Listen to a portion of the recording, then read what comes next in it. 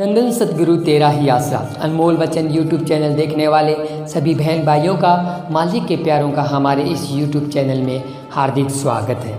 तो वीडियो शुरू करने से पहले सबसे ज़रूरी और अहम सूचना यही है कि सभी बहन भाइयों ने, चाहे आप 5, 10 सेकेंड, 20 सेकेंड, 1 मिनट, 10 मिनट, जितना भी ये लंबा वीडियो है पूरा देखें, लेकिन आपने वीडियो को लाइक ज़रूर करना है, क्योंकि ज़्यादा से ज़्यादा इस वीडियो पे लाइक होने चाहिए। आज की ये जो वीडियो है इसमें हम पूज्य गुरु जी के पावन जीवन के दर्शन हम आपको कराएंगे, बचपन के खेल आपको सुनाएंगे, और सबसे इंटरेस्टिंग जो बात वो ये है कि इसी वीडियो में से आपसे कुछ लास्ट में वाले सवाल जवाब पूछे जाएंगे और उनके जवाब आपने कमेंट में ज़रूर देने हैं। और देखते हैं कि आप किस गहराई से इस रूहानी वीडियो को सुनते हैं। तो शुरू करते हैं आज की ये रूहानियत से भरी हुई वीडियो, जिसमें शहंशाह जी के बचपन के खेल, रूहानी चमत्कार हम आपको सुनाने वाले हैं। तो वीडियो को ध्यानपूर्वक सुनना है, वीडियो को लाइक करना है और साथ साथ सिमरन करना है। तो शुरू करते हैं आज की ये रूहानी वीडियो।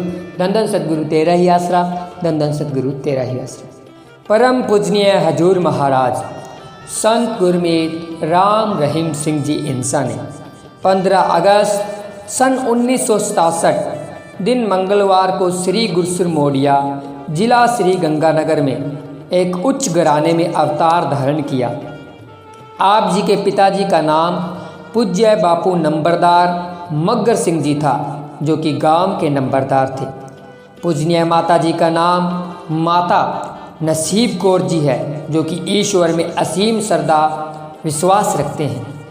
आप अपने माता पिताजी की इकलौती संतान हैं। हजूर परम पिता मौजूदा सरकार के अवतार धारण करने के संबंध में सरसा शहर का पुराना सत ब्रह्मचारी सेवादार नियामत राम, जो कि शहंशाह मस्ताना जी का पाठी था, ने शहंशाह मस्ताना जी का वचन इस प्रकार बताया। शहंशाह मस्ताना जी ने अपना चोला बदलने से पहले 2-3 बार जनवरी 1960 में इस तरह के वचन फरमाए, हम 7 साल के बाद तीसरी बाड़ी के रूप में फिर यहाँ आएंगे।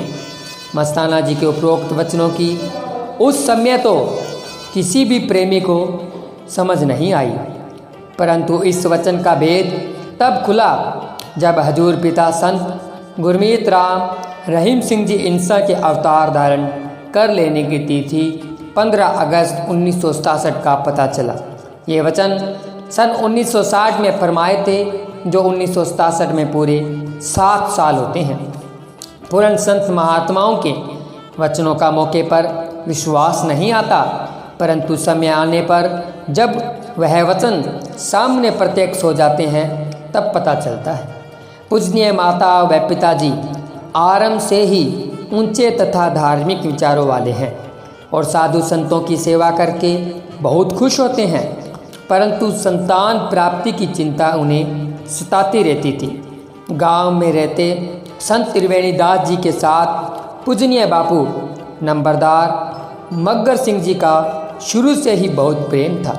बापू जी की जब भी उनसे बच्चे की इच्छा प्रकट करते तो वे हर बार एक ही जवाब देते, भाई फिक्र न करो, आप जी के घर ऐसा वैसा बच्चा जन्म नहीं लेगा, बल्कि वह तो मालिक का अपना ही रूप होगा, परंतु आएगा तब जब मालिक समय उसे भेजेगा। इस प्रकार संत त्रिवेणी दास जी के वचना अनुसार लगभग 18 वर्ष के बाद हजूर महाराज संत गुरमीत राम रहीम सिंह जी इंसा ने पूजनीय नंबरदार मग्गर सिंह जी के घर अवतार धारण किया।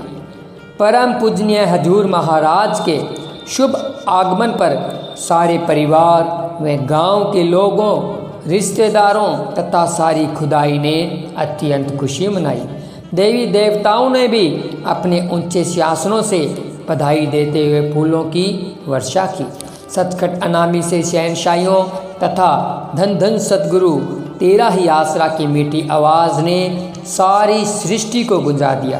तमाम जीव प्राणियों ने कुल मालिक का लाख लाख धन्यवाद किया कि मालिक ने समय अवतार धारण करके श्री गुरुसुर मोडिया की पवित्र धरती के भाग्य बनाए हैं। संत त्रिवेणी दास जी ने उस समय पूज्य बाबूजी को बधाई देते हुए कहा, यह आपके पास 23 वर्ष तक ही रहेंगे और उसके बाद उसी माली के पास चले जाएंगे जिसके ये है।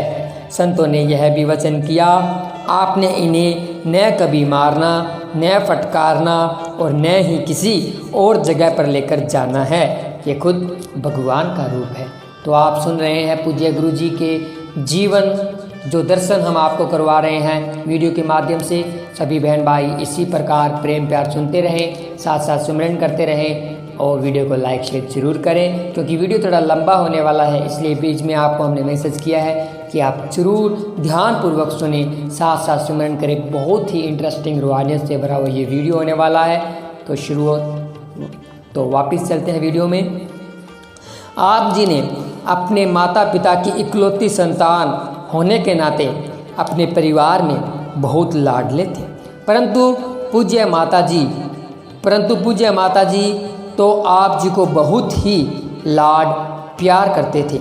माता जी जब भी दूध पिलाते तो आप जी को अपने पास बिठाकर मक्खन खाने के लिए देते।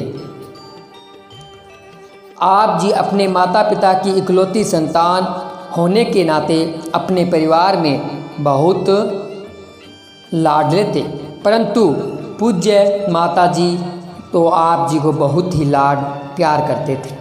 माता जी जब भी दूध पिलाते तो आप जी को अपने पास बिठाकर मक्खन खाने के लिए देते। आप पूज्य माता जी से नज़र बचाकर सारा मक्खन अपने साथियों को दे देते, जिन्हें आप पहले ही बरामदे के थमों के साथ छिपाकर खड़ा कर दिया करते थे। एक दिन पूज्य माता जी ने आपको अपने साथियों को मक्खन देते हुए देख लिया, तो पूज्य माता जी को देखते ही सभी साथी वहाँ से खिसक गए।